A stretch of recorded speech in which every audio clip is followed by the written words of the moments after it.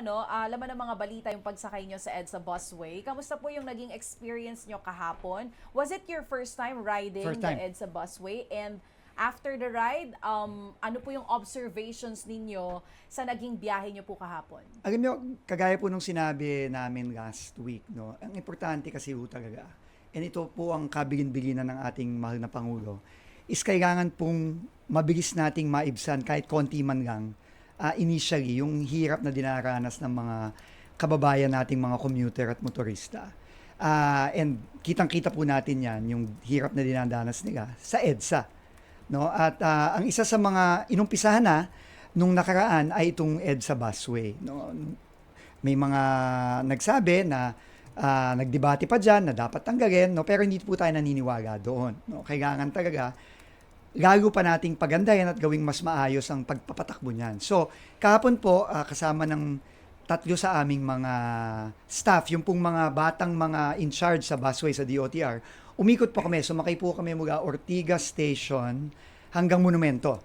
No, mga alas 5 ng hapon, mga rush hour, no? Para humagaman namin talaga kung anong dinadanas ng mga kababayan natin.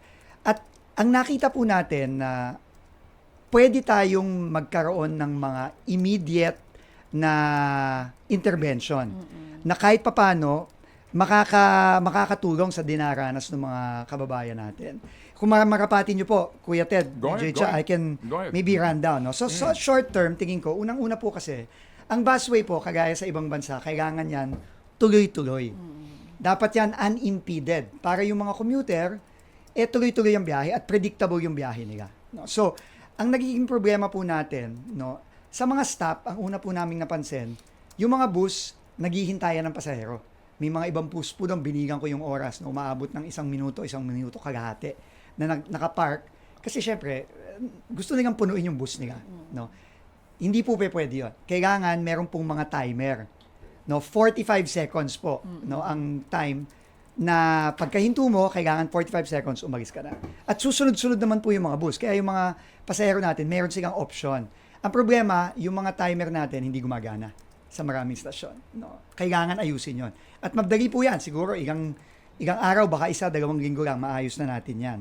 Ikalawa po, napansin po namin, lalo na dito sa Ortigas, naghahalo po ang pila ng pagpasok sa busway sa pagpasok sa MRT station. So, nai-imagine naman po, no, merong mga gustong sumakay ng MRT, may gustong sumakay ng busway, nagsisiksikan sila sa isang pila. At nagkakagulo. Unang-una po, wala pong mga sign, walang wayfinder na sinasabi, ito papuntang busway, ito papuntang MRT. Ikalawa, walang mga dedicated line. So, kailangan din pong maayos yon, no? Kaya ano lang naman ho yun, simpleng sistema lang, no, na pagkakaroon ng linya para sa busway at linya para sa MRT. Kailangan po magkaroon din tayo ng dispatching mula PITX para may timing ang paglabas ng mga bus. No? At sa Monumento, ganun din, yung pabalik. No? Lahat po yan magagawa. Nung huminto kami sa Kamuning Station, sa PhilAm Station, may 2 elevator po doon. Pareho pong hindi gumagana. Ayun. Kailangan yon maayos. No? Kasi, bakit pa nandun kung hindi natin magagamit? Di ba? So, kailangan nating ayusin yon. So, marami po tayong pwedeng gawin immediately. Pero meron din po tayong pwedeng gawin medium term, meaning 6 to 12 months. At meron po akong napakagandang napansin, nagpapasalamat po ako sa SM Group, no, sa C Family. Nag-donate po sila ng 2 stasyon ng busway. Isa sa North EDSA, sa harap ng SM, at isa sa Mega Mall. Naku, napakaganda po, Kuya Ted. World class yung facility. I think i-inaugurate nila to in a couple of weeks or months. No?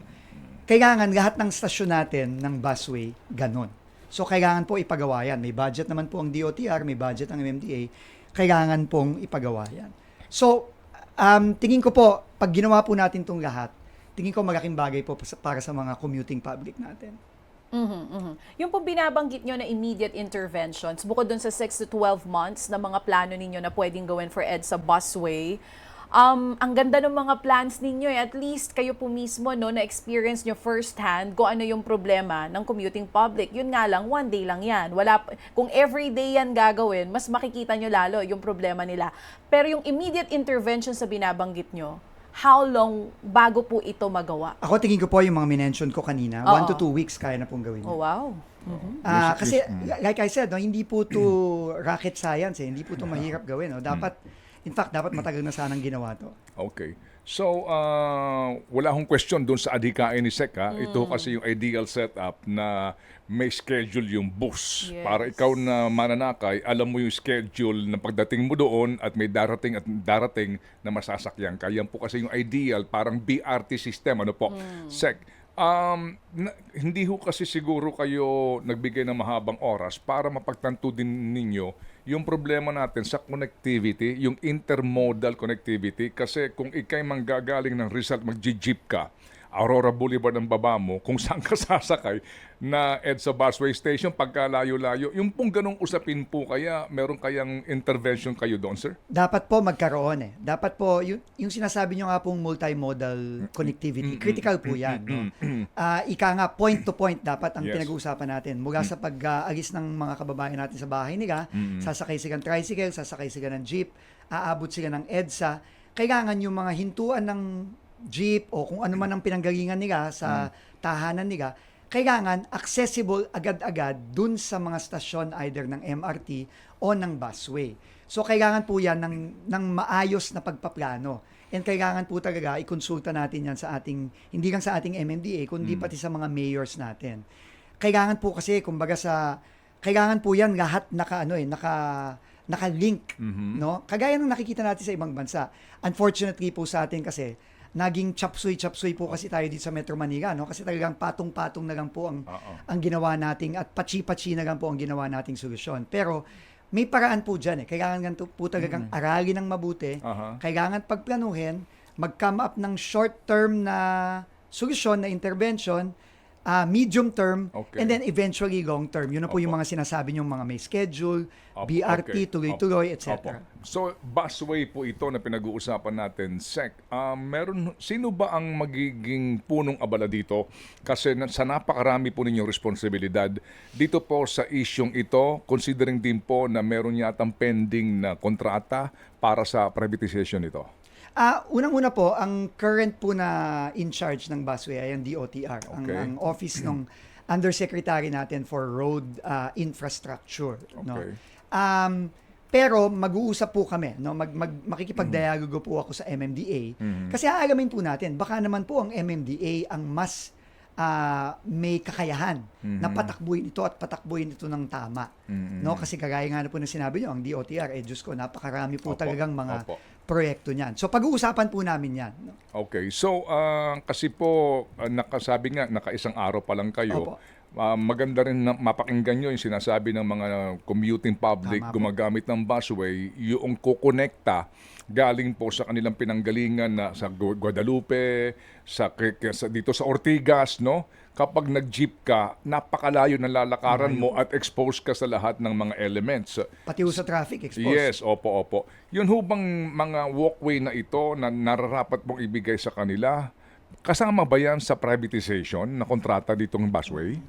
Ngayon po kasi hindi ko pa po nakikita yung proposal for privatization. No? Pero tingin ko po, immediately, masisimulan na natin yan. Meron pong tinatawag na proyekto ang DOTR na matagal na rin nandyan, hindi pa nai-implement. Yung EDSA Greenways Project. Ang EDSA Greenways Project po, ito po yung mga elevated walkway. Na ang layunin yan, ano po yan, inaral po ng ADB yan, minaster plan po ng ADB yan. Meron pong 4 na initial sa phase 1, Balintawak, Cubao, Ortigas at Guadalupe. Ang layunin po niyan ay i-connecta yung mga iba't ibang modes. Unang-una yung MRT, MRT to busway, jeepney stop to busway and MRT. Okay. So ano po yan? Mga elevated walkway at mga covered walkway na dapat seamless po ang connection. Dapat po yan ma-implement at hindi po yan matagal na gawin. No? Tingin ko po, definitely within the term ni Pangulong Bongbong Marcos, matatapos po natin yan. Kailangan lang po talagang masimulan na. Under ho ba ng DOTR yan? Under po ng DOTR yan. It is a, official development assistance po yan galing sa ADB at matagal na pong pinlano yan at dapat i-implement na finally. Opo, ito hong kontrata sa busway na ito, inyo na ho ba nasilip ano po ang mode nito na uri po ng kontrata? Kasi yung sinasabi nyo na dapat di ka na naghihintay ng pasahero, so meaning may sakay ka o wala, Abante ka. aalis ka. Paano yung kita? 'Di ba noong inyong contractor diyan? Doon ho sa usapin na 'yon, may sovereign guarantee na naman ba 'yon? Wala, hindi ko pa po nakikita, Okay. in all honesty, Sir Okay. Sir Ted. No? Kailangan po nating pag-aralan yan. Pero I think, kailangan maintindihan po ng mga kababayan natin, base na rin sa direksyon ng ating mahal na Pangulo. Ang unang priority dito ay ang commuter, ay ang pasaherong Public. pampubliko. No, sila ang una. No, so kailangan gumawa tayo ng kung ano man ang gagawin nating final na long-term na sistema dito sa busway. Kailangan sila ang priority. So kagaya po ng ibang bansa, no, gagaya ng sinabi nyo, panaginip lang po natin yan nung una, no. Pero tingin ko po kung dadahan-dahanin natin, aabot din po tayo doon.